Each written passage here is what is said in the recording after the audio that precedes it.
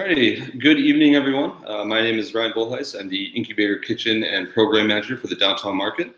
I just want to say thank you for joining us for our first ever virtual Culinary Conversations event. For those of you who are new to these events, Culinary Conversations is a collaborative effort between MSU Product Center, Start Garden, the Downtown Market, and GRABB. Our goal with these events is to help shine a light on different aspects of the West Michigan food industry. We do so through these panel discussions as well as speaking events, so please keep an eye out for future events.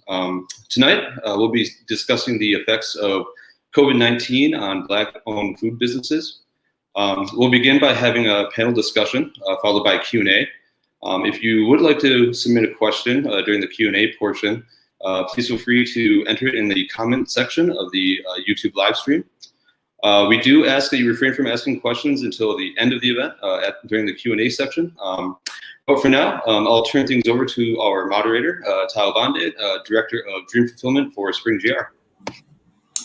Good evening, Ryan. Thank you so much for inviting me and for having me on here. I'm really looking forward to this conversation. As Ryan mentioned, my name is Attah with SpringGR, and we have some very special guests with us this evening for this inaugural culinary conversation. So today we have Jamiel and Jonathan Jelks, Jamiel Robinson with Ambiance GR. We've got Jermale Eddie with Malamiah Juice Bar. We got Mr. Eric Freeman with Mindset Meals. Good evening, gents. How you guys doing today? Man, we're good. We're good. Good, man. How you doing? Good. Well, I'm doing well. I'm excited to hear from each and every one of you guys. Are all men that I respect incredibly, and I'm excited to hear your stories and share with folks to hear what it's like in the food industry. So for starters, one thing I always like to say is we don't do shameless plugs, we do plugs. So I'd love to just kind of go around. We'll start with in the screen. We'll go with Jonathan, Jamiel, Jermale, and then Eric. Just kind of tell us about the businesses that you have, how we can find you, and we'll jump right into the conversation after that. Absolutely. I'm Jonathan Jelks. I'm a serial entrepreneur, born and raised in Southeast Grand Rapids. Really excited to be here and be a part of this conversation, which I think is very important, and honored as well, and excited about these kinds of conversations happening in the entrepreneurial ecosystem. I have a few different businesses. They range. I'm all over the place. I'm an opportunist, I won't lie. You know, where we see some opportunity to make $1, you know, we'll jump in there and try to figure something out. And, you know, being a lifelong Grand Rapidian, it's exciting times. I mean, you know, before COVID, it was really exciting to, you know, kind of embark on all of my entrepreneurial endeavors and dreams and whatnot. And also use entrepreneurship as a tool to kind of address some of the disparities that we see here in Grand Rapids. Obviously, you know, in 2015, that article came out in Forbes magazine, which was disheartening because we know like GR is like one of the cities that's on the rise. It's one of the fastest growing cities, best mid-sized city to raise a family.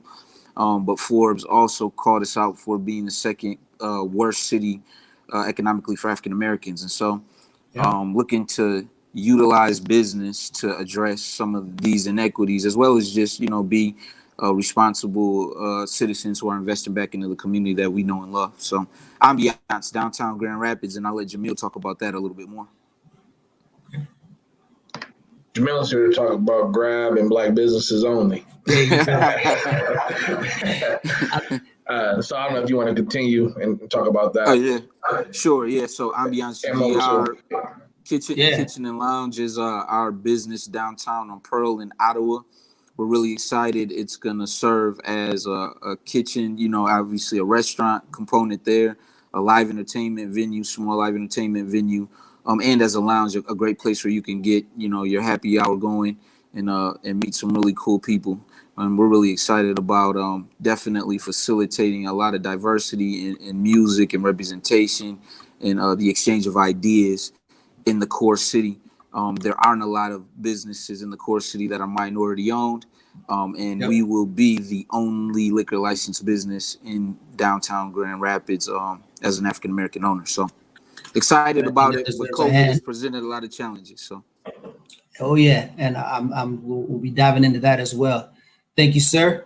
Jamiel, my brother. What's going on, Attah?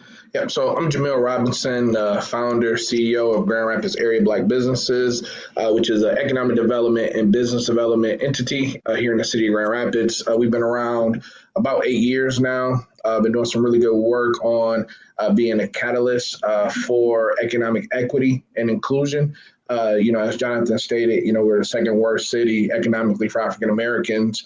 And the three categories that they measure that by is home ownership rates, median income, and self-employment. And self-employment is entrepreneurship. And so what we look to do is help businesses survive, sustain, and grow here in Grand Rapids. And how do we help those businesses go from their current level to a higher level in regards to revenue and income? As a business, especially those who are embedded in our community, be able to grow their revenue and things like that. They can become more, they can have a higher rate of employing people from our community, as well as they can become, philanthropists. And so, with all of us being business owners, we have opportunities to invest and reinvest in different areas of our community. From that standpoint, also entrepreneur. So Jonathan and I, we partner on a few different ventures here in the city, as well as I'm embarking on transforming a business district here that's extremely underutilized and looking to reinvest and do some placemaking to bring more vibrancy and to create a Black business district here in the city of Grand Rapids. Thank you, Jamiel. Juice Man. Hey, how y'all doing? Yeah. Jermale Eddie, owner and co-founder of Malamiah Juice Bar and Malamiah Juice Bar and Eatery, and also JE Speaks, which I am in the process of launching, which is business coaching, consulting, and speaking engagements. And just reiterating, I'll put Juice Man on here instead of Jermale, so you don't know if I'm Jermale or Jamiel. I want to make sure we get that switch all the time. Malamiah Juice Bar started in 2013 in the downtown market. The only Black business that was in there then, and there hasn't been one in there since, because recently we relocated to Studio Park, which is the new development behind the Van Andel Arena, anchored by Celebration Cinema and Studio Park. We were the second Black-owned business with a storefront in downtown at the time, not ever, but at the time when we opened. So I want to make sure I mention that now. There are several there and more coming. But again, like a few other folk had mentioned, COVID has presented issues for us and whatnot, but we're still looking at the positive pieces and things that are coming our way. So you got to take the good with the bad and ugly sometimes. And so I'll leave that right there, and I know we'll touch on a few other things later. Awesome, thank you, Mr. Freeman. Hey everybody, my name is Eric Freeman. Super excited to be here. I think this is, like Jonathan said, it's very important that we have these discussions. I am the owner and founder of Mindset Meals. What we do, in short, is we help people and organizations get into a better mindset, and the vehicle we use is food. So when I was about 18 or 19, something super tragic happened, and it put me in a dark place mentally for all of my 20s. And I played the victim role for basically all of my 20s, very selfish. And I had the opportunity to move to South Florida, and I started to pay attention to what I was eating. I started paying a little bit more attention to what I was putting in my body. My blood pressure was sky high. I was like 270. I'm only 6 foot, so there's no reason for me to be that heavy. And I just started paying attention to what I was putting in my body. But what I found is it led to heavy self-development. Like it led just to a better positive mindset. And I just started, listening to, I'm a millennial, so we can learn anything on YouTube. So I just started trying to figure out things like how to be more patient and things of that nature. And what was more interesting to me was finding out the things that I didn't know I needed to work on. And I started to work on those things, right? So that's basically our mission. We want to help everyone get into a better mindset. And the thing that helped Mallory and I, the co-founder of Mindset Meals, is eating better. So awesome. Thank you for having me, sir. Yeah, thank you. And you saying you're 6 foot got me questioning if I'm really 5'10", because you seem a lot taller than that to me when I stand next to you. So don't stand next to me anymore, Eric. So I want to go to your comment, Jonathan. You mentioned the now infamous article about what it's like being a person of color, or Black person specifically, being 51 out of 52 cities in the country. And so I want to ask a question around that. But one of the things I'm excited about with this conversation is, we're going to focus on the food businesses that you guys have, because I know that Jamiel and Jonathan, you guys both have multiple other businesses that you work with. But if we're looking at Ambiance, we're looking at Mindset Meals, we're looking at Malamiah, I think it also shows us 3 different stages of business. So you guys, Ambiance, are working on getting started up, and COVID has pushed you back and pushed you back and pushed you back. So I'd love to hear about that. Mindset Meals, you guys recently started. You're kind of an emerging startup. And then Malamiah, you've been around for about 6 years. So a little bit more seasoned as far as this specific business is concerned. So I'd like you to answer this question with that in mind. So how has it been? What's been your experience as a Black entrepreneur in West Michigan with getting your businesses rolling? And whoever wants to start. Well, I think, are we talking pre-COVID? Pre-COVID, I think the barriers. I want to hear in general. Yeah, pre-COVID, and then we'll get in general. Yeah. So pre-COVID, there's just a lot of barriers for African American entrepreneurship, period, in West Michigan. We're not a place that is yet supportive of minority entrepreneurs. And that's unfortunate, because small business and entrepreneurship is pretty much the backbone of our community. Even the biggest companies that we have here, like the Fortune 500 ones, like Meyer, they're family owned. And so when we're excluded from things like, access to capital, or we have a hard time, accessing some of the free tools and the available resources within the entrepreneurial ecosystem, it really puts us at a great disadvantage, because Grand Rapids is such a incestuous kind of homogenous community in culture. People who work in tech don't tend to too much interface with people who are in the restaurant industry. Like we're a very siloed community already. So if you're not a part of the in crowd, or you are not able to leverage your power to meet the right people, you're really on an island. You're on Gilligan's Island, man, when it comes to starting up a business. So what you've seen traditionally from African American food entrepreneurs is that they've bootstrapped on their own, out of pocket financial, under your mattress financial, in order to be able to have a presence in our community and in our neighborhoods. And a lot of times those businesses have only been geared and marketed toward the Black community. So there's not great hope that you'll be able to, have synergy and be able to galvanize people from outside your community to support that business, which is that's terrible, really, in essence, because, Grand Rapids, I think the African American community makes up about 13-14% overall. Yep. So the hyper segregation in our city, it already creates a certain set of barriers that we have to overcome in order to be successful. And so working with different entrepreneurs in the ecosystem, but then also on our own business, we already have to have these things in mind in order to achieve, the great heights that we know are possible in a city like Grand Rapids once, you're able to navigate things. Awesome. Thank you. Eric, what's like, I'd love to hear from you, as Mindset Meals has been trying to kind of establish itself in the city. What's been your experience? So I think you mentioned getting off the ground. And to me, to be completely honest with you guys and transparent, we haven't gotten off the ground yet at all. Mallory and I always discuss that we want to take this very expensive hobby and turn it into a business.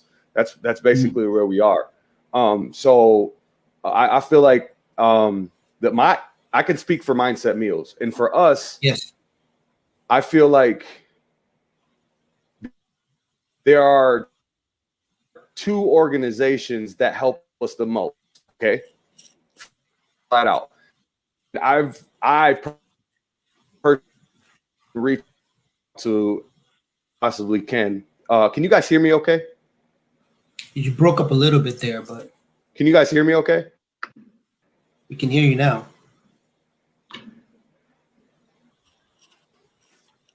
You know what, I'm gonna pose the question to Jamiel, and then we'll come back to you, Let me Eric. get closer to my router. Can you guys hear? Yeah. Okay.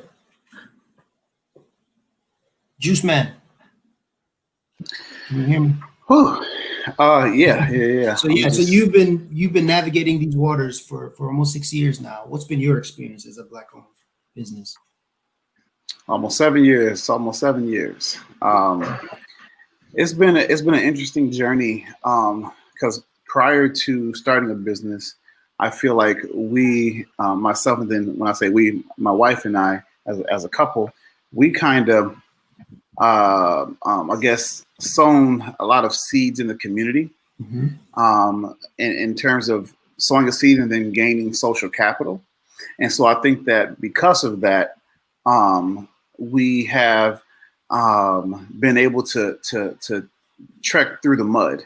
Now I use that word mud because it has been sticky. Sometimes, you know, you lose your shoe in the mud and whatnot, but we've been able to get through based off the social capital that we have had. We knew nothing about the juicing industry. We knew nothing about the health food industry. We knew nothing about business. We just felt led to start a juice bar, talk to a few people, and we was like, all right, ain't nothing to it but to do it. You know what I'm saying? But we were rejected in the beginning from getting capital from financial institutions left and right.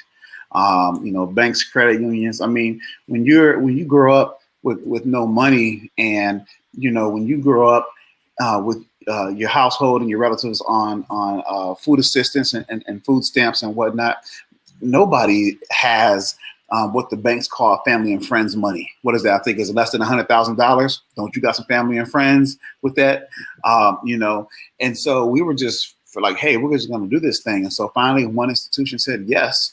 And by the way, just like what some financial institutions do to minority-owned businesses, entrepreneurs, is they underfunded us and gave us 25% of what we asked for. And we were just like, we believe in us, we believe in our product, we believe the community is going to support us. And then we just went off with that, and now it's been almost 7 years. But I think it has been a struggle when we talk about an actual product that people not only give you a thumbs up for on Facebook, but actually spend the greenbacks and swipe their card. Sometimes there seems to be a disconnect between that. I almost don't want no more thumbs up. I'd rather have some ducats, you know, some coins. Toss me a coin, you know, because it's like everybody's advocating and cheering for you on social media. But again, what we found is that that has not always translated in the community, even from a stance of CEOs and decision makers at the top in certain corporations who love your business, who pat you on the back, who give you a high five and give you a nod. There's been a breakdown somehow, some way, when it's really time to get your products or your services in their company, and oh, by the way, to their friends who also own corporations and can make decisions on it.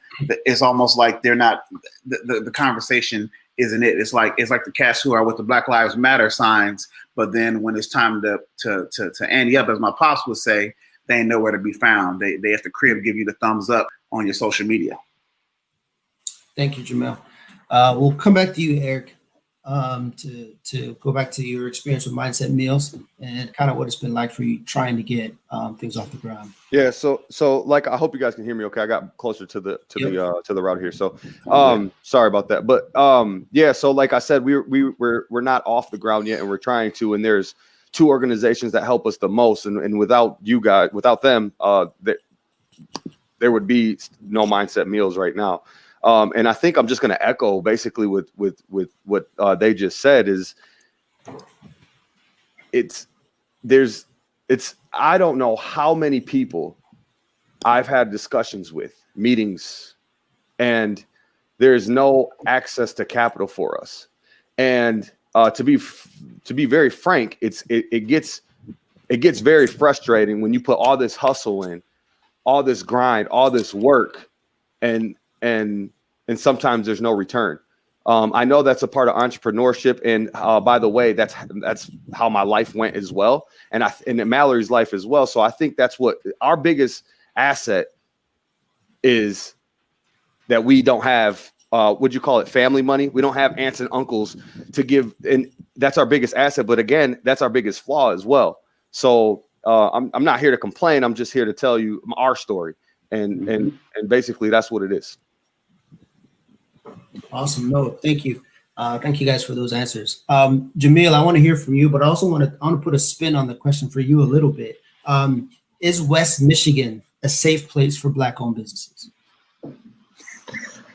Man, is it safe? I believe, of course, it's safe, but the better question is it supportive? So it's definitely safe. We can open up any kind of business that we want to open, and we don't have to, fear some of the things of business owners in the past. We don't have to fear, being ran out of town. We don't have to fear of, what I call economic terrorism, occurring. So if is it physically safe? Yeah. Is it mentally or emotionally safe? That's a different story, just because of the trials and tribulations that a lot of Black entrepreneurs go through, of feeling, affirmed but not supported financially. And so, the thing that we've been doing, and I speak from GRABB, and then I'll kind of intertwine with even some of the businesses that I'm involved with.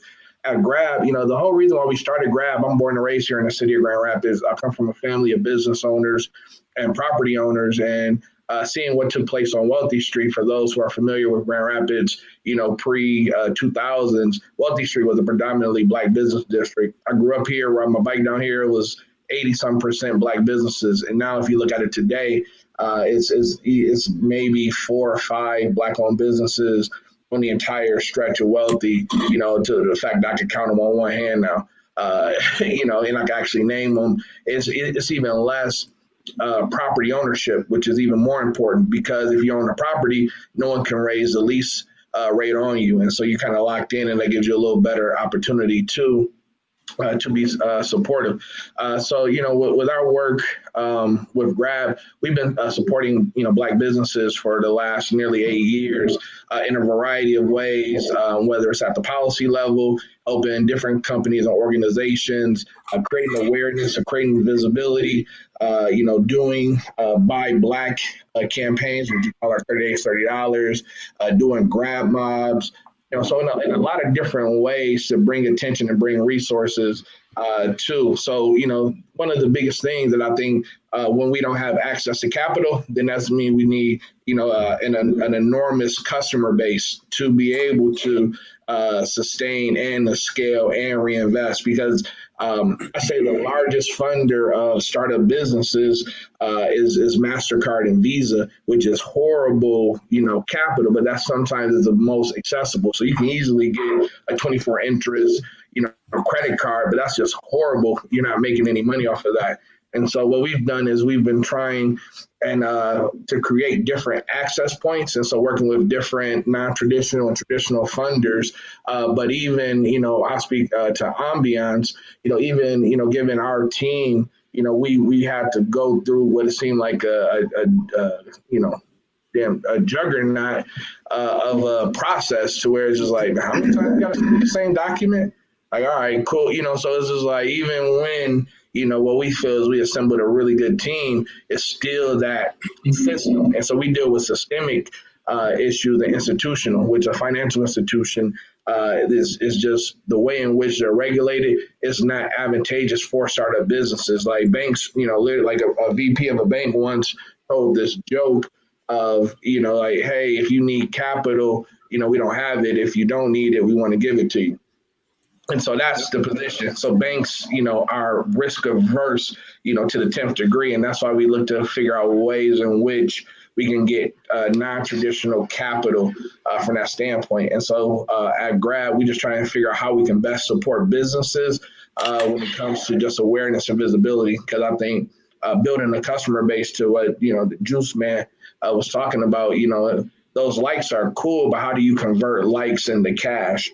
From that standpoint. And so it's that conversion of, your social media engagement, and how does that lead towards that? And also, how do you change the procurement of a lot of West Michigan companies and municipalities, because all corporations and all municipalities and companies, they spend cash every single day, like who they choose to have as a caterer, what places they choose to go to lunch, so on and so forth. And one of the things that we've been working on at GRABB is, with some of even our public institutions. So you think of like the public museum, you think of the art museum, and some of in the city of Grand Rapids. Some of these public institutions did not have a Black business, a food business on their preferred caterer list, and so they're doing hundreds of thousands of dollars in events a year, and you don't even give the people who are patronizing that venue an option to support a Black business in a catering capacity from that standpoint. And so we've been working with institutions like that to say, hey, you need to change your buying policy. You need to set real goals, because I don't believe you can really be successful in doing what you say you want to do without setting a hard goal. You have to put numbers on the board. That's great stuff. And Jamiel, there's some things that you mentioned that I'd like us to address later on. We talk about how COVID affected us. You talked about how funding is, we don't have access to funding from some of the way the banks are running, how they're incented. So remind me to bring that up when we're talking about COVID. Jamiel, I know you wanted to add a comment into that. Yeah. And I guess it's kind of, now it kind of sounds like it lines up with what you were just saying, but to Jamiel's point on that whole capital piece and whatnot, this is no disrespect to my West Michigan, my Grand Rapids customers at all, but from a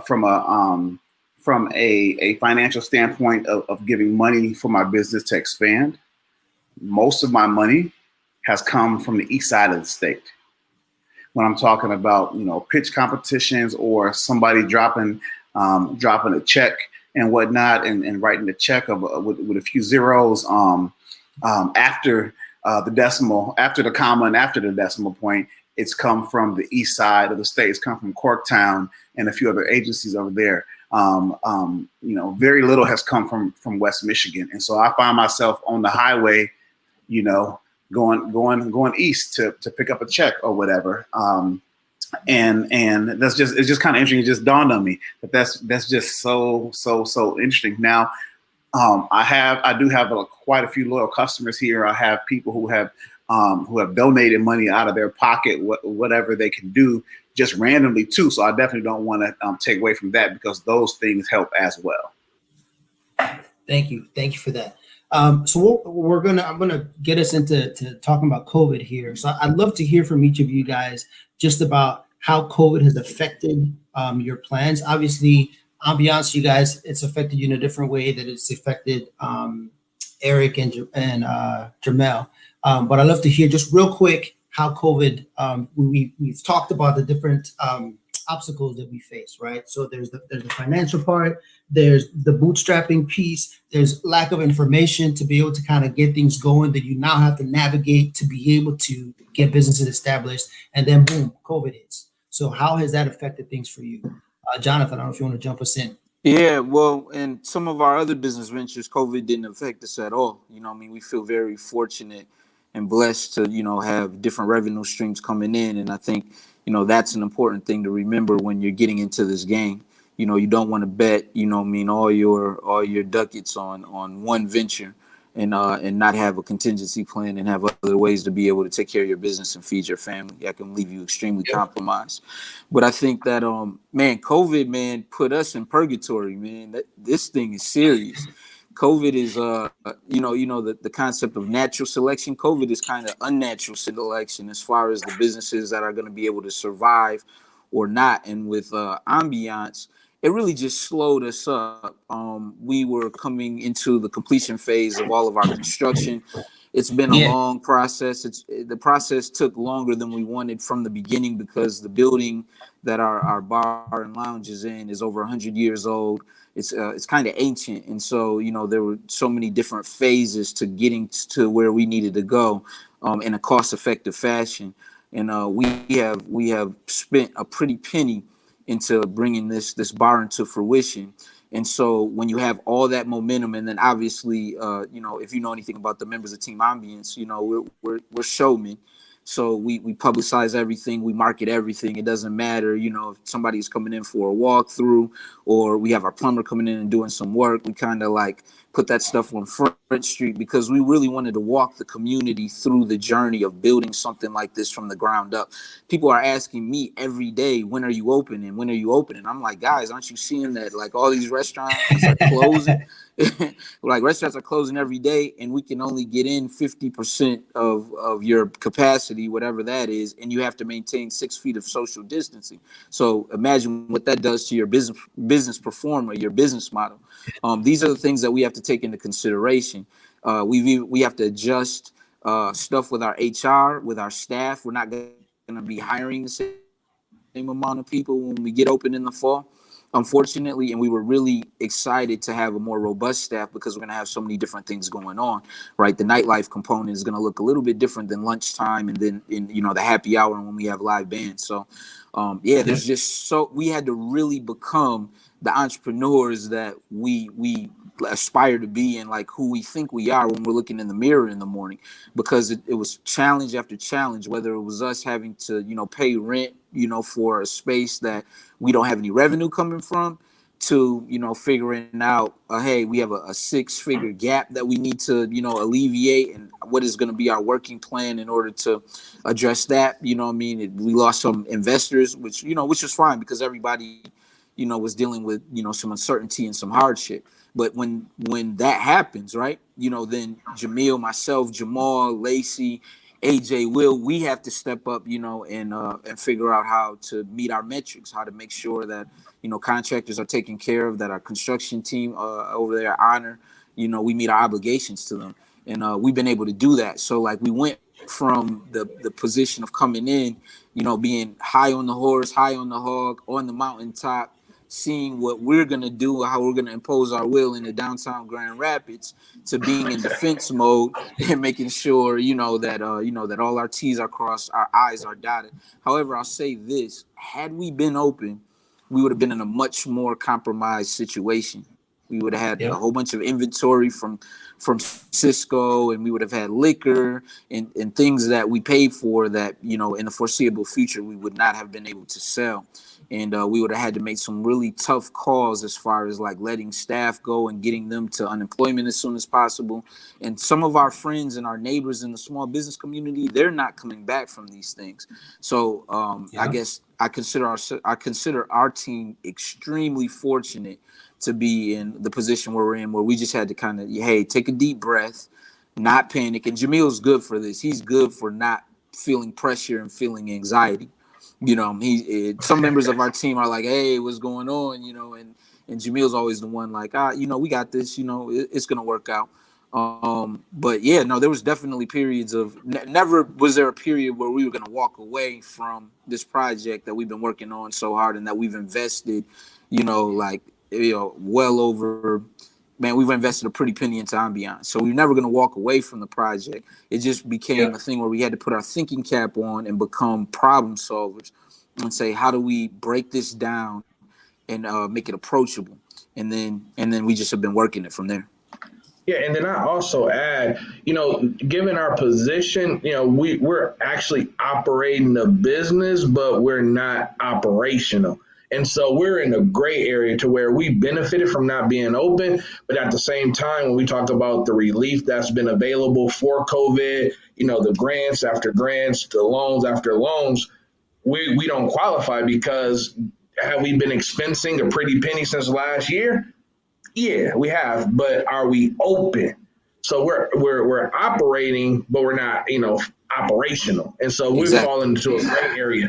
And so even the relief that's been available, we can't access any of it. And so that's why we've had to go and do some of the things that we've had to do to problem solve and bring in other resources since we lost a couple of investors.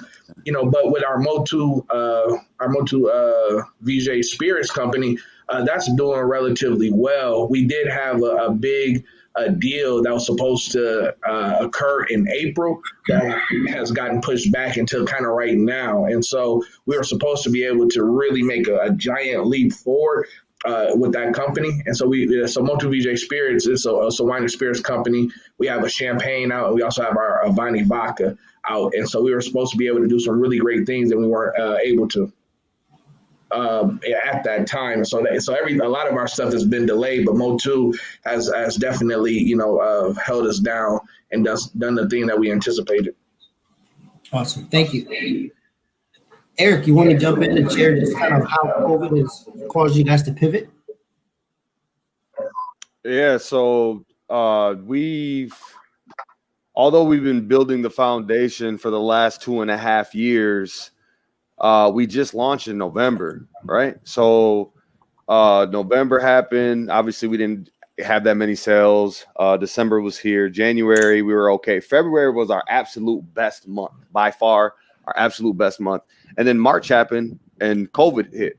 So just like the Ambiance team, when they ask you to send in these informations of your finances, we didn't have much data because we weren't open that long. So we didn't qualify for many of these loans and all these grants either.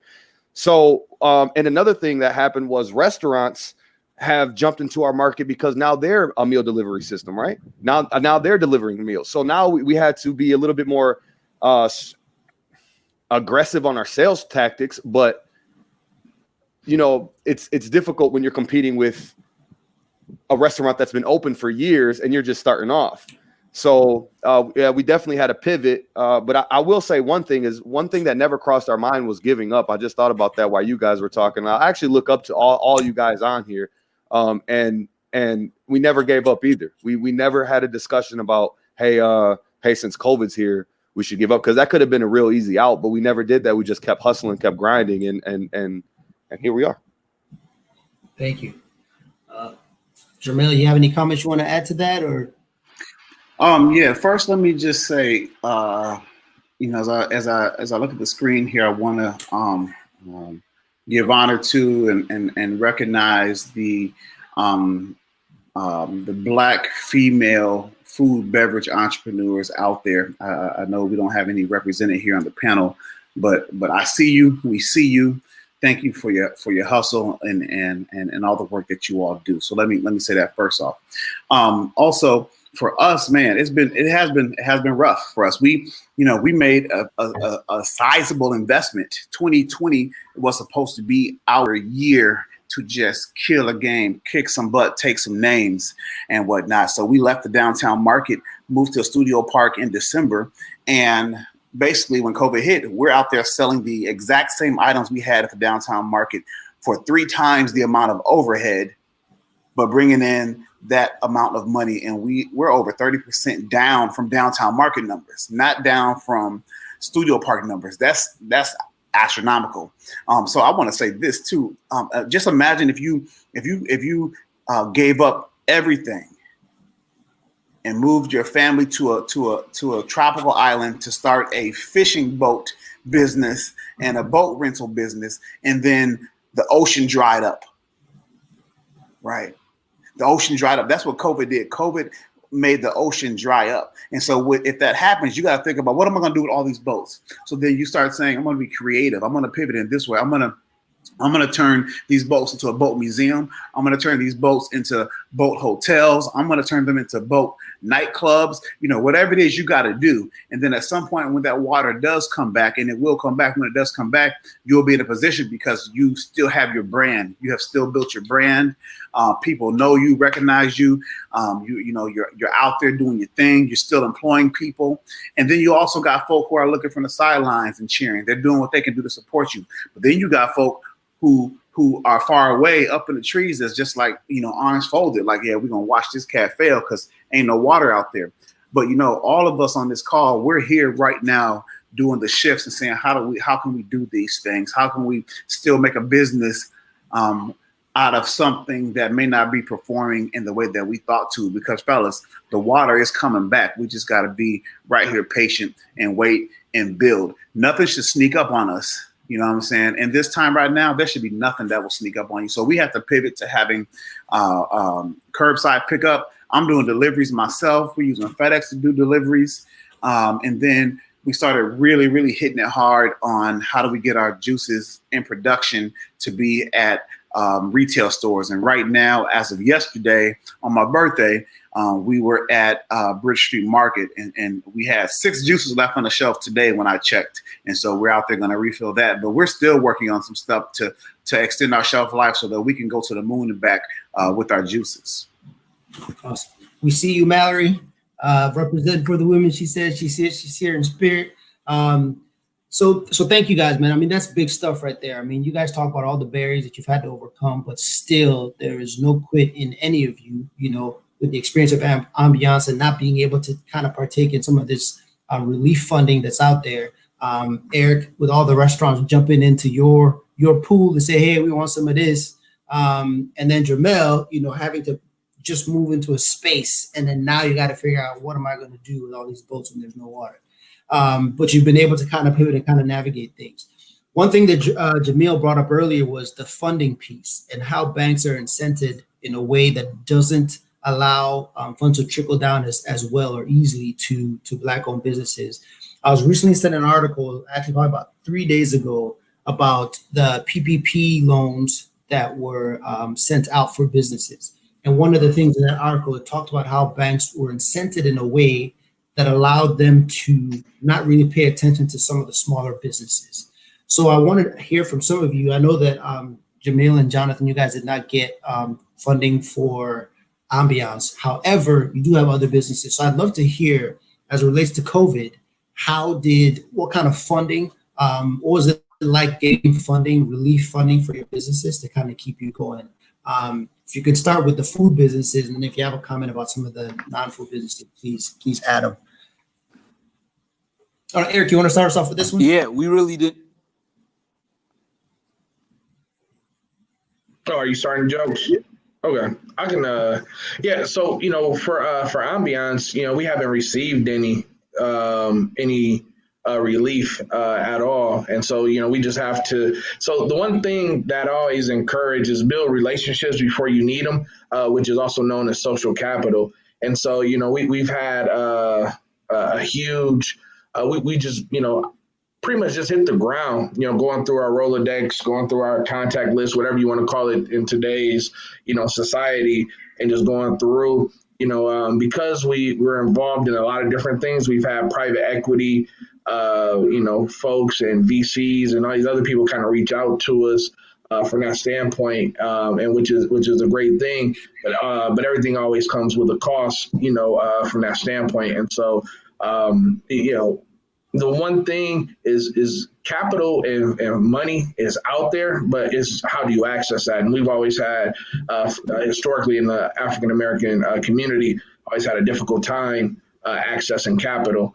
And so, we've just really, like Jonathan said earlier, we just really, buckled down and, as ET says, we just had to do what beasts do. And so we hit the pavement, hit virtual calls, whatever the case it may be. And so, by hook or by crook, we've been able to close our gap. And that just comes with the will to survive. And it's not even a survival thing, but it's a will to get out and go after it, So, good things come to those who wait, but it's usually left by those who hustle. And so, so we won't be outworked on any front or any stage. And so we just, really, leverage our networks from that standpoint.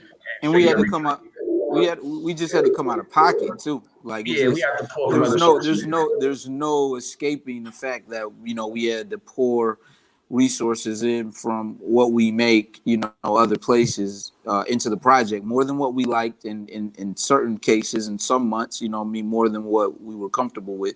And we're not used to, having to do that, so like if this was a boxing match, that one time when Shane Mosley hit Floyd Mayweather with a good punch and his knees buckled a little bit, our knees buckled, for in that round, and then we regained our composure. And then, we just started, how Floyd did. We just started scientifically, like, breaking each of our problems down and saying, all right, we're going to take care of this. Jamiel, you take care of that. Jamal's going to take care of this. Lacey, you step up in this way. AJ, Will, whatever. So we just, we have a great unit. And when we do one of our businesses, when we do our ventures, we usually try to partner with people who aren't just good when the times are good, when the getting is good. we partner with people who we can hunker down with, who we've been in the trenches with, who we know have the instinct and have the fortitude to help us problem solve and to, you know, step up for us. And a lot of our friends have stepped up too and, you know, asked how they could be of support. And I said, if you need anything, you know, we got you. But the thing is, you know, not only just being prideful, but when you build, you know, something like this, you don't want to be owing just anybody, you know, for a temporary fix. And so we've looked insular and looked inward, and you know, I've kind of taken care of our problems from there. With other businesses in our portfolio, we really haven't accessed too much relief because the businesses have been going well.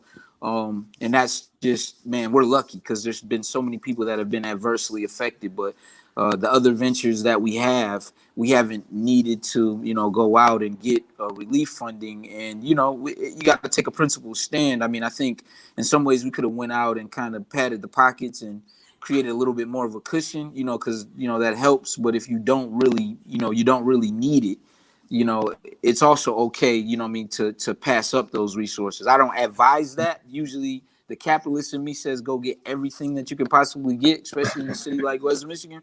But that's the way that we've approached it. Like, we haven't missed any meals or missed any checks. None of our other businesses were in peril. So we were fortunate enough to be able to, you know, just go on with business as usual. Thank you. Jermale, what's been your experience?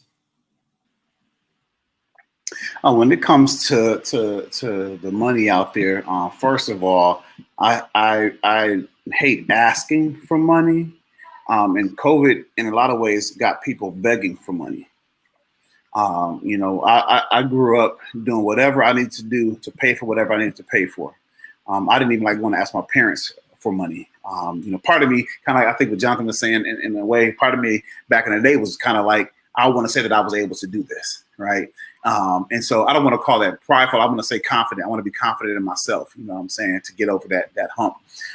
But we're in a situation for our business that we got to get out there and see what's out there and see what the dollars. We shaking trees and trying to get all the coconuts to fall down, whether they ripe or not. And so what happened with us was early on, we were contacted by our bank, one of the two banks that we deal with, Consumers Credit Union, and Jeffrey Chappelle was like, "Hey, Jay, let me know when you're ready to do this paperwork, even though we're not able to do it face to face, and I will walk you through that." And so we were on a call, and he walked me through each line by line on that, and we got the PPP that first round. You know, there was the emergency disaster loan, whatever, all these acronyms, that we got the loan for that, but we didn't get the grant, and we were in on the first round. So that's a whole other thing that they overpromised and underdelivered, and then the CEO of SBA changed their minds, which actually is a lawsuit that's in progress. Anyway, we can get into all that later, but we had a good experience with that to a degree. But again, we just took an SBA loan, though. And so I'm not truly interested in getting another loan. It's kind of like you're digging a hole sideways to get out the hole. You're never going to get out if you're digging sideways. You need a ladder. You need some stairs and whatnot. And so I'm out here right now, I'm looking for the stairs. I'm looking for the ladder to get out of the hole that we're in. I'm not interested in digging sideways. Thank you. Eric. Yeah, Mr. Robinson, you said something earlier. You said good things come to those who wait. But what was the second part to that? But it's usually the things left by those who hustle. I like that. It's not mine, but I like that. You can use it, though. Thank you. I'm stealing it, brother. For us, like I said earlier, we just didn't have enough data for us to get any loans. Now, as far as those two organizations that I said that helped us, we've gained some money from them, and that helped out tremendously, like more than they know probably. But other than that, we just didn't have enough data. Like I said, we just launched in November, and it didn't have enough financial data for them to feel comfortable. I mean, there's other businesses that actually need it more than we do, to be honest. But it would have helped.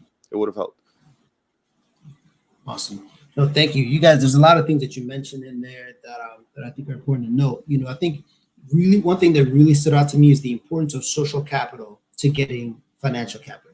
I know that you guys mentioned a little bit in your experience with Jonathan Jamiel, but then also you, Jermale, like that your relationship with Jeffrey Chappelle helped that process for you, the PPP. So, I want to just highlight that for folks that are listening, that don't take for granted your social relationships. We're getting close to the end of this, so I wanted to kind of talk future stuff here. One of the things, like, I'd really love to hear from you guys is, what is the future of Black-owned businesses in West Michigan? What do you see as the future of Black-owned businesses? Is it positive or is it negative? And then based on that, we might go a little bit deeper. Hey, the riots, I think, is something that we should address. The civil protests, to racial injustice, and all the things that we saw downtown earlier in June. I think when we talk about some of the exclusionary practices that go on here in West Michigan, the response was overwhelming. Like, the community is sick and tired of the status quo. And I don't know if that would have been the same 30 years ago. I was, obviously a baby then, but, I don't know if that would have been the same 15 years ago. I think now we're at a tipping point where the African-American community knows its power. We know our worth. And I think that the African-American entrepreneurial community, there's no like blessings in disguise anymore. There's no wool being pulled over our eyes. You can't bamboozle us. We know what should be rightfully ours, what we should be getting. We know the kind of treatment we should be receiving from financial institutions. We know it's unacceptable for, you to finance us for, a brand new Range Rover at $80K, but, won't give Mindset Meal $30,000 for their startup that, is going to create jobs and actually enhance the community. So I think this is like kind of the dawn of a new era where you're going to see the business community kind of rally together, and there's no looking back from that. And I think it's something that Grand Rapids has to go through. This evolution is extremely important, because you can't be this globally respected community and still have this neglect, still have these systems that adversely work against certain citizens while enhancing others. That's no longer acceptable. This is 2020, and some of the problems that we're dealing with, you can read about in my dad's book, African Americans in a Furniture City, at the turn of the century, or A City Within a City by Ty Robinson. So I think I'm very hopeful, but I know that the stuff that tends to happen, like what usually is the catalyst for change, comes out of pressure. It doesn't, and I love Malamiah's approach to the business, because Jermale is always so unapologetic. Him and Anissa are always unapologetically Black, and are always engaging the community in a way, saying, "Hey guys, this is the best bet. We put our best foot forward. Us. We run a great business, and we have earned the support." Another big thing is, I think that we have to be very, very clear and intentional in communicating that the Black community and the Black business community is not looking for handouts. I think when we have these conversations, oftentimes there's this misconception that Black people are looking for handouts. No, we want our fair shake. We want our fair shot. Or as Martin Luther King would say in the mountaintop speech, we want America to be true to what it says on paper. And as long as we have, these divides, as long as we have these silos, which are, kind of strategically engineered to keep us out of, the revenue that's out there, to keep us out of the viability, to keep us from, having ownership in the neighborhoods that we've lived all our lives. That's going to be a big problem. That's going to be a point of contention. And so, the peaceful protest was a beautiful thing in my mind, because it let people know, George Floyd's death was actually, it was kind of like our Christmas addicts moment, but it wasn't about just George Floyd. It was about, all of the systemic injustice that's going on for years here in Grand Rapids. And I think we can address these things. I've been excited about like organizations like Start Garden embracing the mission of diversity and equity and inclusiveness. And what you've been doing, Attah, at the grassroots level, very, very commendable work, getting all these entrepreneurs entrepreneurs flowing through the system. But we need to continue to organize. We need to continue to share information and resources, and continue to apply pressure. That's the only way things are going to change. But my experience with Grand Rapids is that change only comes in this community when it comes to matters of race, out of pressure. And that's unfortunate, but that's what it is. Thank you, Jonathan. I know Eric wanted to add a couple points to that real quick. Well, just you said Black-owned businesses in West Michigan and what that looks like. Well, I just have a quick story for what happened to us, and maybe there's people here that's listening to, because what I'm about to say, I don't think they did it intentionally, but it's important for people to hear this. So, in the 2.5 years that we've been creating this movement, we've asked multiple times to be wholesale ready and to be able to be into retail locations. And in those 2 years, we were told, oh, it's impossible. It's not going to happen with the lack of resources and the lack of money that you guys have. So right before COVID, I think, man, I'm telling you, I think it was 3 weeks before COVID, Mallory and I were just looking at this. We asked again, hey, what do we have to do to be wholesale ready? What do we have to do to get into some of these retail locations? And again, we got impossible. It's not going to happen. It's not going to happen. So COVID hit, and restaurants were easily pushed into these retail locations, right? And I'm thinking, like, why was that so hard for us to get into there? And a majority-owned meal prep company just launched about 2 months ago, and they're in these retail locations, and they have it all nice and pretty. You know, I like nice and pretty stuff. So, like, you know, branding is me. So, like, I'm thinking, okay, the panels on the side, I'm like, wow, that looks really familiar from what I had in my brain, right? So I'm like, okay, so it was impossible. That was a word that they used. It's impossible for you to get in here. But why can't these other majority-owned companies get in here? And it sounds like I'm a little bit frustrated, because I am, and I'm not taking anything away from that company. I'm not taking anything away from that company at all. You guys probably worked extremely hard too. However, why are these doors opened up so easily for some people, but when we're banging on these doors, hey, can we get some help, please? Can we please get some help? It's like impossible. Try again.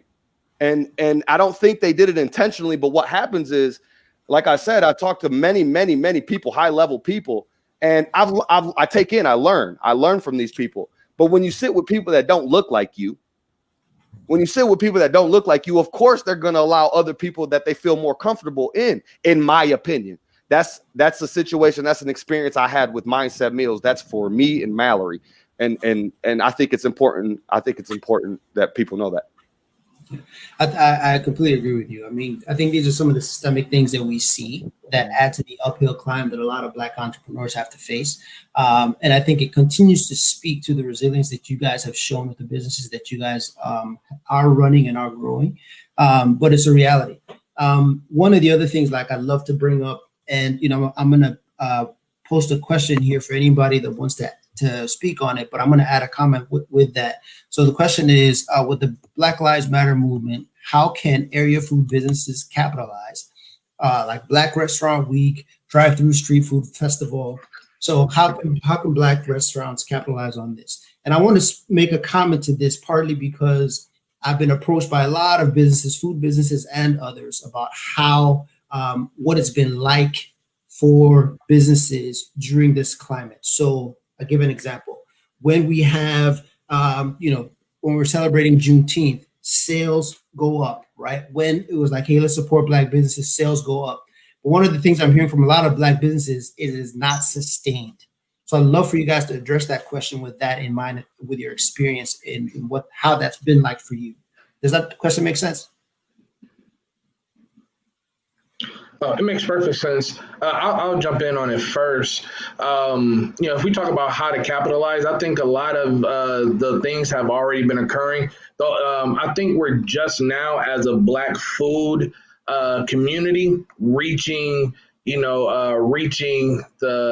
capacity to do a Black Restaurant Week. So if you would have said, hey, let's do a Black Restaurant Week 5 years ago, we don't have a lot of sit down, full service restaurants. And so I think now when you think of like 40 Acres, you think about Malamiah, you got Mosby's Popcorn, you got the Candy M, you know, you have GR Noir when they get up and going, you have us at Ambiance. So I think we're starting to have enough capacity and infrastructure for us to be able to do something like that. Given your slant on this, you know, what I've been saying with GRABB for many, many years is until the white community finds enough value in the products and services that they are going, they switch from it being a charity to it being an actual patron, a true patron of businesses, that's when you see it change.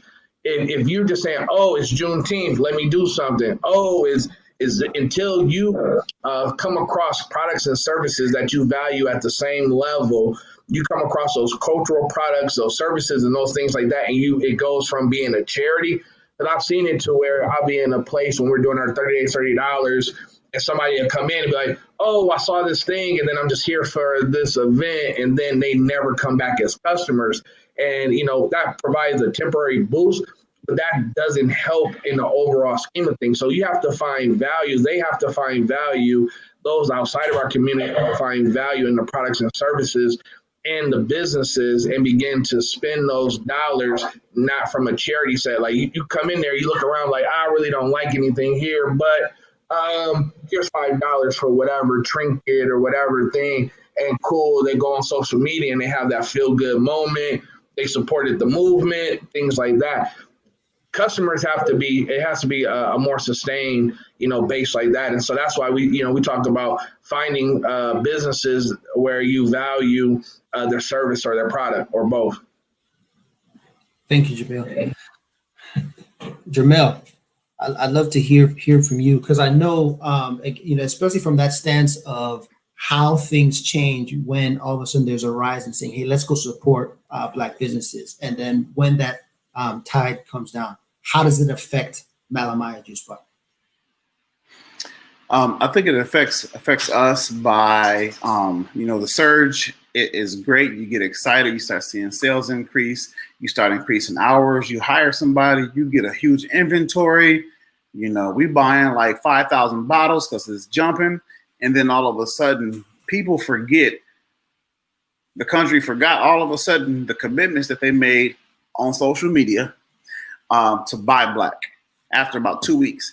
And so all of a sudden you see a 14% decrease in sales. You see, and you know, it keeps going down. And now the people you just hired, you got to lay off. The food that is perishable is perishing, and now you gotta throw that away and pay for that. And so then products and services aren't moving as fast as they were. And the other piece is that what tends to happen is, and we see it all the time, specifically for Black culture, that then some of our food gets appropriated, whatever you want to call it, in something like Neiman's Marcus back at, 2 years ago, when they were selling collard greens frozen, and folk was losing their mind. I forget what it was. It was like $80 a plate or however it came. And so then our products are good enough for things like that, but they're not good enough for people to come to us directly and purchase them. They rather purchase it from someone else, from a big box store and whatnot. And so, you know, I think a lot of us get excited and say, yo, things are changing. Things are changing. This American dream is becoming a reality, or Black-owned businesses in Grand Rapids, people are actually catching on. And all of a sudden, boom, it falls off. And somebody in your family or someone on the block is like, see, I told you that they're not supporting those businesses downtown. They're not supporting businesses like you downtown. This is why we're fighting so hard at Malamiah Juice Bar and Eatery to stay downtown, is so that we can be an encouragement to other Black-owned businesses to hopefully to say that, look, they do want Black-owned businesses downtown. Look what Malamiah is doing. And again, not in a selfish way or conceited way, but in a confident way. Like, hey, we're confident that our product is good. We're confident our customer service is good, like top notch. We're spending significantly more money than we should, because we're doing more money than what customers are recognizing on compostable products, because we want to say, hey, look, we do care about the environment. We're, you know, giving a nice pay to our staff so that the community we can say, hey, look, we do care about them. We're donating money to organizations during COVID-19 while our sales are down, because we want to show folk that we truly care about the community and across the board. And that's not something brand new that we did, although certain organizations get the press when they're paying off this or doing this for the community. And many of us have been here doing that. And so it's kind of bipolar, it's wishy-washy, and sometimes you don't know which way to go when you see some of these things happening. And for us in our business and many others, it's just like, you know what, we got to take right now for right now and then worry about tomorrow when it gets here. Awesome. Thank you. Some great points there. One of the things like I love about your comment, Jamiel, was talking about the shift in mindset when working or patronizing these Black-owned businesses. It's not charity. It's doing business. And I think we need to have people approach it that way, because I can't tell you the number of times during this crisis I've heard from Black-owned businesses saying, man, like, where's all the support? Like, it was cool when, it was cool when it was cool to be buying Black, but then now I'm hearing crickets. So, I hope those that are listening can hear from these business owners that are talking about their experience. I'd love to hear real quick from you guys. Like, so what are you seeing for your businesses post-COVID? Or are you even looking that far right now? I can jump in on this here. I say, when is post-COVID? Hey, we say down the road. How about what did we see down the road? So for us, it's definitely an interesting conversation and a question, because it's hard to do business planning. You just don't know. If we would have did business planning for the future based off of that first month of COVID, we would have shot ourselves in the foot, because that first month of COVID, also people was buying Black. They're buying Black products that first month and a half. And if we would have planned based off of that, we would have been down significantly. We would have been in a bad place. And so, it's very difficult for that. So for us, it's like thinking about how do we, in a sense, make our business COVID proof, or whatever the next pandemic will be. And therefore we increased our presence online with our deliveries. We're delivering juices to California, to Texas, to North Carolina and things, and Hudsonville and, in Grand Rapids and whatnot. And then also, still working on that whole wholesale thing. And so we're trying to appeal to crowds that may not feel comfortable going into doors. Also, the movie theater isn't open. We moved to where we are for the movie theater, and the movie theater isn't open inside. So we're not getting revenue from that either. And so our whole plan is, how do we make our business COVID proof, and who else or where else should our beverages be? We recently partnered with the Mitten Brewing Company on the Shift brew. It's IPA. It's a juicy IPA.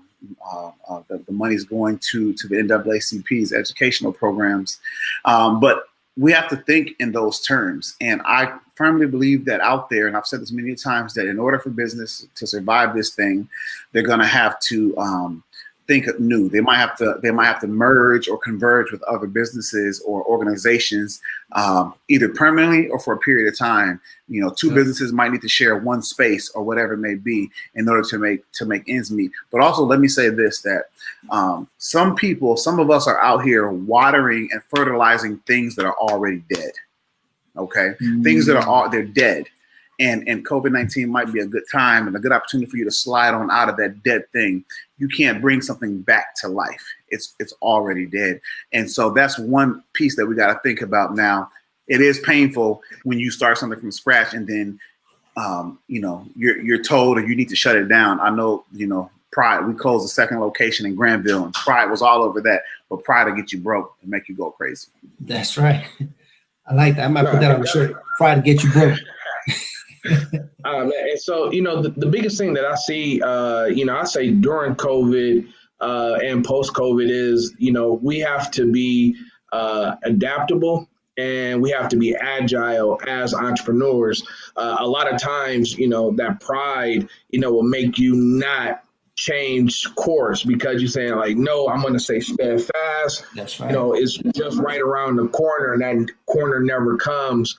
So in this moment, to Jamel's point, is a lot of businesses really need to think about how to make their digital storefront more robust. There needs, you have to make a harder and stronger pivot to using digital platforms and e-commerce. And you also got to think about ways in which you're assessing those type of things from that standpoint. And so for us at Ambiance, we can't wait, for, the state of Michigan to move to phase 6. Right now we're on phase 4. Phase 6 means, we're all good to go and we can open up, as usual. And so I think, post-COVID for us is us as a state being able to move to phase 6, and that'll help, the movie theaters are open, a lot of these things open back up, and we can, potentially resume, whatever the quote unquote, normal was or going to be from that standpoint. And so post-COVID for us is that is getting in and being able to have that, because when we were planning out Ambiance, we were planning the biggest 5-day grand opening, ever. And I was ready for that too, man. Yeah, man, we were about to go up, and now we're just like, man, can we even do a grand opening? We're gonna open, but what kind of grand opening are we gonna have? And so, it might be just my birthday was, in April, and so I posted this meme that said hey, when the world opens back up in June, don't look at me funny when you see me celebrating my birthday in April. And so, as us opening, we may open and then do our grand opening a little later from that standpoint. You might have to tie my May birthday and Jermale's July birthday all up in there. Mm-hmm. No, thank you. That's awesome. So another question that's come in from the chat: are there any new products or initiatives that was caused by COVID that you think will stick around long after COVID? So I can jump in real quick and let you guys think for a second. I think one of the things that I'm seeing that, I think even Jermale mentioned a little bit in COVID proofing Malamiah is increasing their online presence. So, there's so many other businesses that are really pushing to online as a way to kind of navigate COVID, because that was the only way to operate. We've been talking to even gyms, they're looking at that. So that's one thing that obviously I think stands out is how many businesses are shifting more to an online platform or adding that to their toolbox. Anybody else?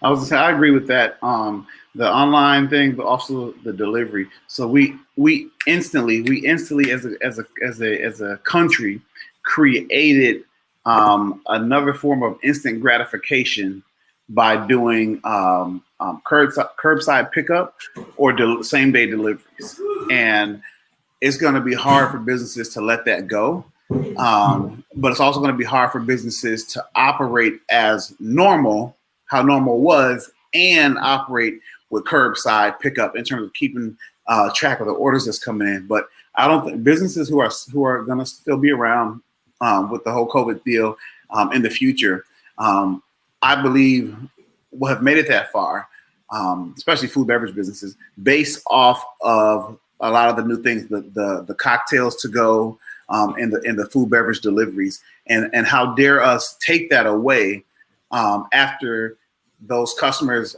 are and who supported us to make it through.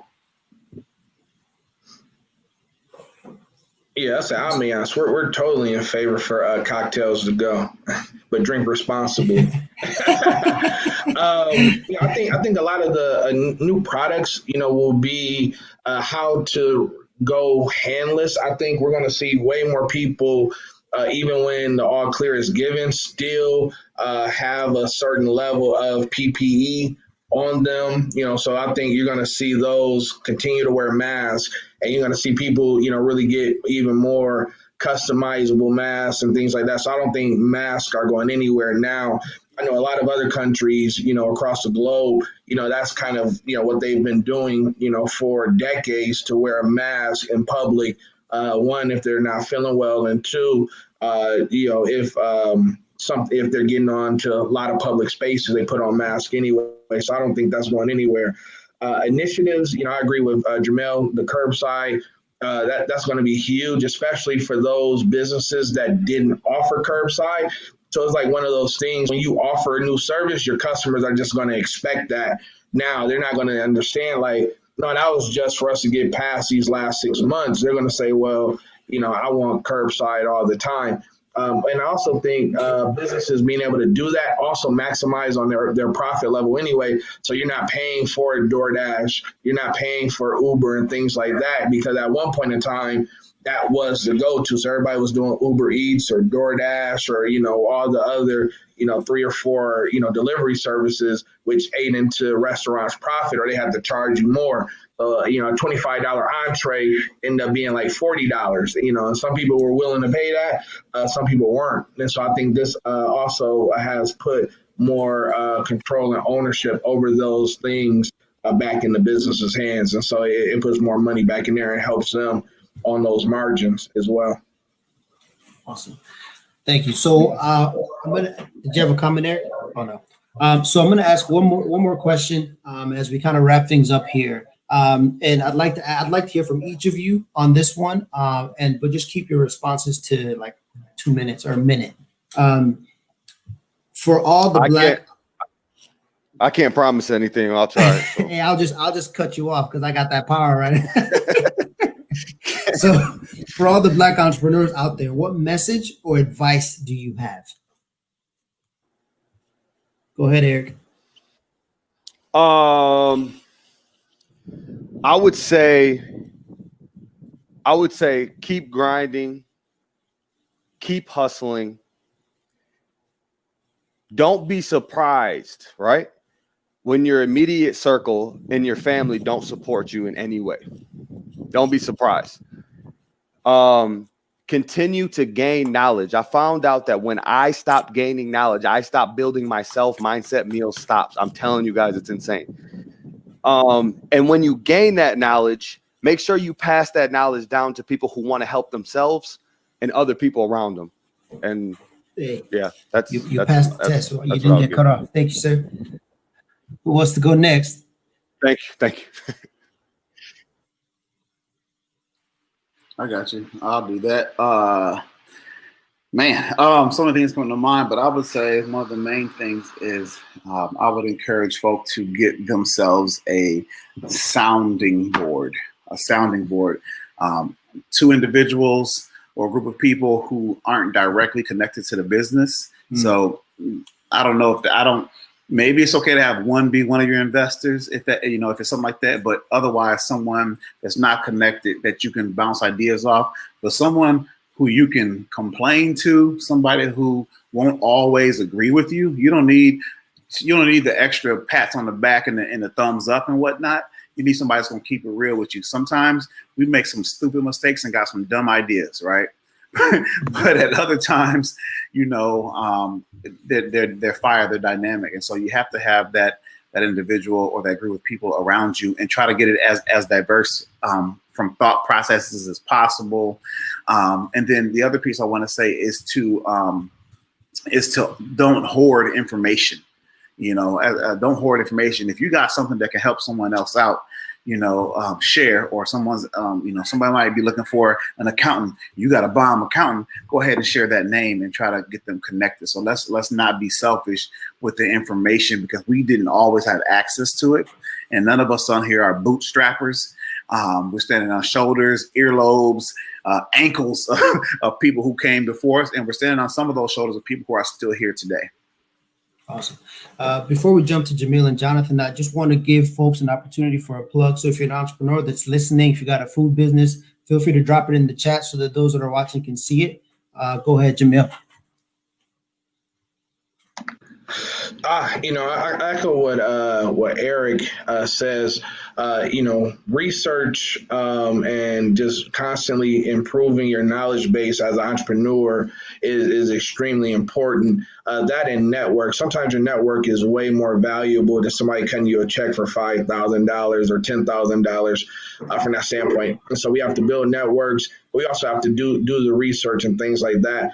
Also, understand your market. I think that's the biggest thing for entrepreneurs is they don't understand who their customers are. And sometimes your customers may not even be in West Michigan, and that's okay. And you have to be okay with that, especially as, we become more of an e-commerce and digital platform in the way in which we're interacting. Like Instagram is direct to consumer. A lot of things we do are direct to consumer. And so your customer base may not be in Grand Rapids. And so you have to understand that, early. And so like Jermale said, like for his capital, he has to go to the east side of the state, so you have to understand that, because a lot of times you keep trying to draw from a well that's just dry. And so you have to be able to understand that. And, the unfortunate thing, which I say to Jonathan all the time, is West Michigan, Grand Rapids is a tough place. I personally have said that, our fortune is not going to come from West Michigan. While as we're,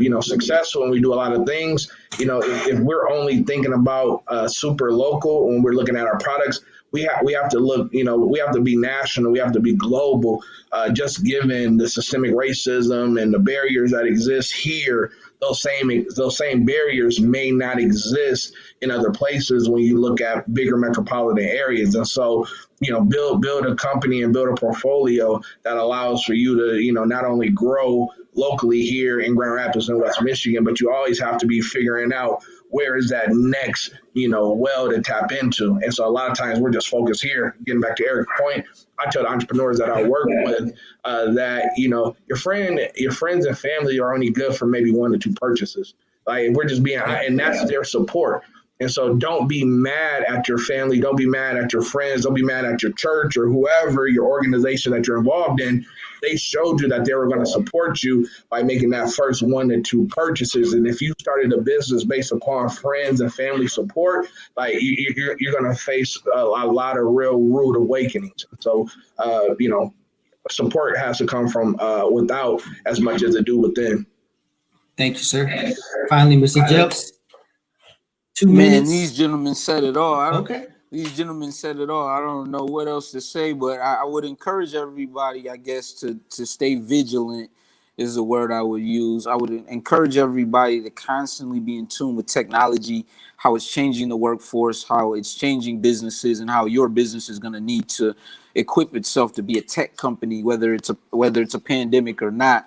Automation and AI and all these different things are kind of taking a foothold in industry, and that's something that we constantly have to be thinking about in order to survive. Other than that, utilize the free resources that are available within the entrepreneurial ecosystem. So like if you have a business idea, you got to go to SBDC, go get it vetted, get a really solid and strong business plan before you go to SpringGR, because you probably won't get into SpringGR if you don't have a strong business plan. It's a lot of competition to get into that now. Right at the top. No, you want to start with SpringGR. You come to us first. We'll get come you to ready. You guys first. Then you go to the SBDC. Exactly. There you go. Orders of operations, but there's a ton of resources and tools that are available to entrepreneurs, and usually people of color don't access those, don't know about those, and so we need to make sure that we start there. We look at the entire map and say, hey, I have a tech idea. Here's where I need to go to get nurtured and to be affirmed, and then also to have that sounding board that Jermale was talking about before I try to go to a venture capital firm and raise a whole bunch of money. So there's opportunities out here. We have challenges, but don't be too discouraged to not, take the risk. If you're a real entrepreneur, if that's really in your blood, it's really in your DNA, then you got to just go after it and not take no for an answer. There's just no excuses. We have to get it done. Awesome. Gentlemen, thank you guys so much. I mean, so many gems, so many nuggets dropped on this conversation. Jonathan Jelks, Jamiel Robinson, Jamiel, Eddie, and Eric Freeman. Check out each and every one of their businesses. You guys have dropped a lot of great information that I know will help people. You guys are a huge example. There's the marketing right there. You guys are a huge example and inspiration for folks that are kind of navigating these waters. So I invite anyone that's in the audience to reach out to people. As Jonathan said, there's a lot of free information, a lot of people that are out here willing to help you move your business forward. We got to thank Ryan and the downtown market for pulling this conversation together. Ryan is also a wealth of knowledge and information if you are a food business. So definitely reach out to him as well. Thank you guys so much for being a part of this panel. this inaugural panel. And for those of you watching, stay tuned. There will be more culinary conversations that we hope will help you to continue to be to learn about things that will help you move your culinary business forward and give you some information. So thank you guys. Have a good night and peace out. Thank you. Have a good night, guys.